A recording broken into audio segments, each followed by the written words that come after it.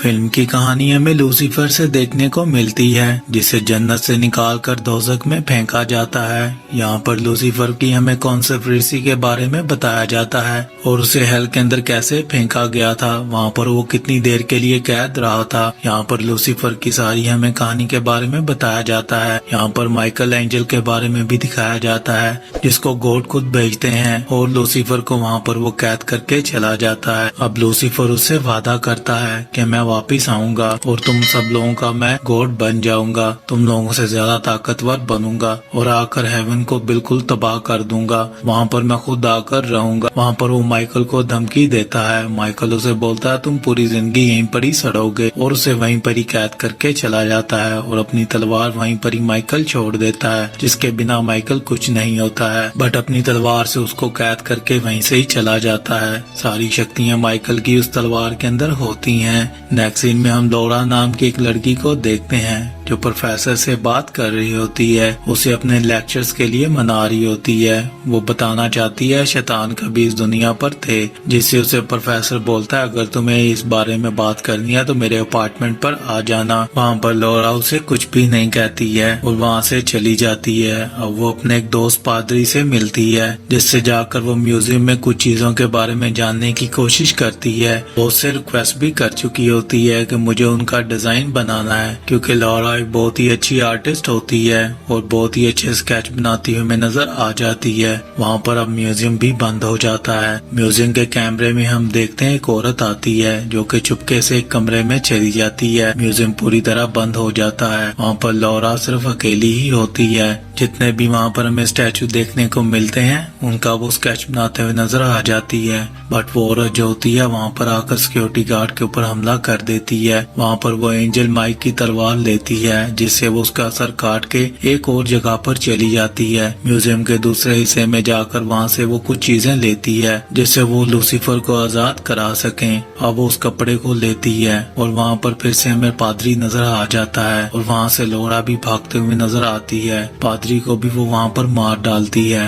लौरा चुपके से ये सब कुछ देख रही होती है। वहाँ पर वो लेडी लौरा को भी पकड़ लेती है और वहीं पर ही हम देखते हैं पादरी जो होता है वो मरा होता है, बट उसके अंदर माइकल एंजल की रूह आ जाती है। अब पादरी जिंदा होकर उठकर उसके पीछे भागता है, बट वहाँ पर पादरी जो होता है बेहोश होकर गिर जाता है। फिर से वो वापस म्यूजियम आता है। वहाँ पर और भी बहुत सारे फादर वीडियोस देख रहे होते हैं कि म्यूजियम में जो कुछ भी हुआ उसके बारे में वो जानने की कोशिश करें। वहाँ पर पादरी आकर उनसे बात करता है। वो बोलते हैं तुम तो मर चुके थे, अभी हम वीडियो में यही देख रहे थे। तो बोलता है हाँ मैं जानता हूँ मैं मर चुका हूँ, बट अभी मैं जिंदा हूँ, तुम्हारे सामने हूँ। वहाँ पर वो लौरा के बारे में पूछता है। पादरी उसे बताते हैं कि ये तुम्हें कहाँ पर मिलेगी। उसके घर का वो पता लेता है और वहाँ से चला जाता है। माइकल वहाँ से निकलता है पादरी के रूप में और एक और आदमी के पास चला जाता है, जहाँ पर वो लौरा के बारे में जानने की कोशिश करता है कि वो उस पहाड़ी के पास है जहाँ पर डेविल कैद है। वहाँ पर वो लूसीफर को आजाद करने वाले हैं और वहाँ पर वो और भी बहुत सारी चीजों के बारे में बताता है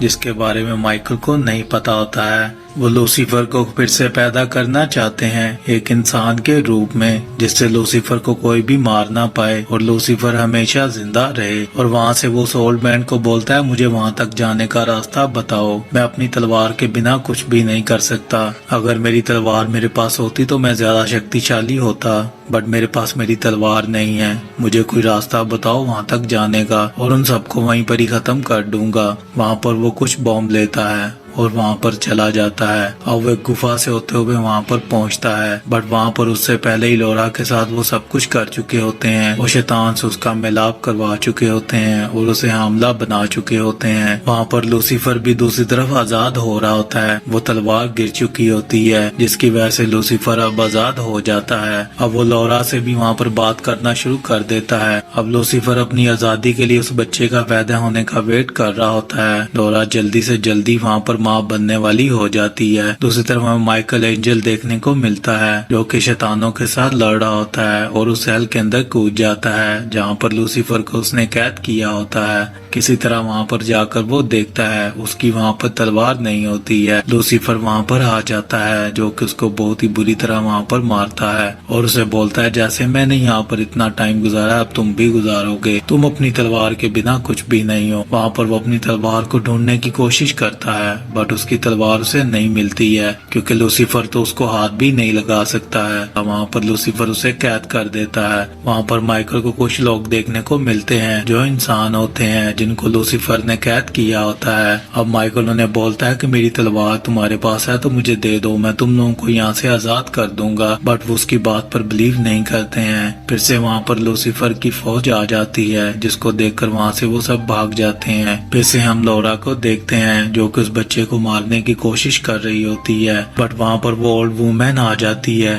जो कि उसको रोकने की कोशिश करती है। वहाँ पर लूसीफर उस ओल्ड वुमेन के ऊपर बहुत ही ज्यादा गुस्सा होता है और उसे बोलता है इसने मुझे मारने की कोशिश की है, तुम कहाँ पर थी, तुम मुझे प्रोटेक्ट भी नहीं कर पा रही हो, अगर इसने दोबारा ये किया तो मैं तुम्हें मार डालूंगा। अब वहाँ पर लौरा को एक शीशे के अंदर कैद कर देते हैं ताकि जब तक लूसीफर का टाइम ना हो जाए पैदा होने का तब तक वो उसी शीशे के अंदर ही रहेगी। फिर से हम माइकल एंजल को देखते हैं जो लूसीफर से बात कर रहा होता है। लूसीफर उसे बोलता है मेरी फौज तैयार हो चुकी है और मैं तुम्हें ये बता दूं मैं तुम लोगों से जंग करने वाला हूँ और तुम्हें मैं तभी आजाद करूंगा जब मैं तैयार हो जाऊंगा। वहाँ पर लूसीफर ये कहकर चला जाता है और उसे ये भी बोलता है कि मेरे आदमी किसी भी वक्त आकर तुम्हें अब मार डालेंगे, बस वो मेरे हुक्म का वेट कर रहे हैं। वहाँ पर लूसीफर जाता है और उसकी फौज भी आ रही होती है। वहाँ पर फिर से हमें वो इंसान देखने को मिल जाते हैं जो कि माइकल के साथ बात करते हैं। वहाँ पर माइकल अपनी तलवार उनसे मांगता है जो कि वो उसे तलवार देने के लिए तैयार हो जाते हैं, बट वो शर्त रखते हैं कि तुम हमें यहाँ से आजाद करवाओगे। वहाँ पर माइकल उन्हें बोलता है मुझ पर ट्रस्ट कर लो, मैं तुम्हें आजाद करवा दूंगा, मैं एक एंजल हूँ। वहाँ पर वो उसकी तलवार उसे दे देते हैं। उतनी देर में वहाँ पर लूसीफर भी आ जाता है जो कि देखता है कि उसको वो तलवार देने वाले हैं और वो उनको मना करने की कोशिश करता है, बट वहाँ पर उसको तलवार पकड़ाते हैं और माइकल अपने असल रूप में आ जाता है जहाँ पर लूसीफर भाग जाता है उसे देखकर। अब माइकल जो था अपने रूप में आ जाता है। अब लूसीफर के वो पीछे चला जाता है। दूसरी तरफ हम लौरा को देखते हैं जो कि लूसीफर को अब पैदा कर चुकी होती है। वहाँ पर अब सब लोग बहुत ही ज्यादा खुश होते हैं। सब लोग वहाँ पर लूसीफर को देखने के लिए आ जाते हैं। लूसीफर की बात सिर्फ हम तक ही रहेगी और किसी तक नहीं जानी चाहिए, किसी को भी पता नहीं चलना चाहिए कि लूसीफर पैदा हो चुका है। वहाँ पर ओल्ड वुमेन सबको मार डालती है, किसी को भी नहीं छोड़ती है, सब लोग मर जाते हैं। वहाँ पर पादरी आ जाता है और लौरा भी आ जाती है जो कि अपने बच्चे को लेती है और गाड़ी में बैठ जाती है।